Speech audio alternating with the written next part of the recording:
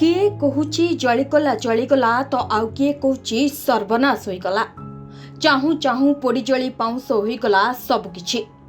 जिनिस पत्र ठारू आरंभ करी जीवनर अनेक किछि खटामिठा स्मृति सबकिछि हु हु होई जळुछि।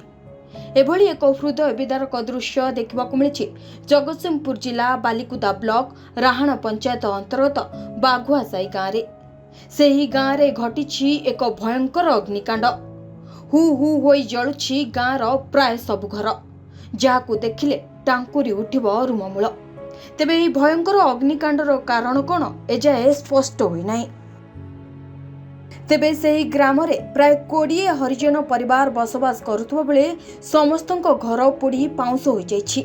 घटनास्थल रे अग्निशम बाहिनी पहुंची नियाकू आयत करबाकू चेष्टा करथिले मध्य नियार प्रकोप एते अधिक थिला जे निमिषकरे गाँवर समस्त घर को पोड़ी जाली पाउंस कर देछि। एरचमारो राकेश सुतार को रिपोर्ट, संस्था टीवी।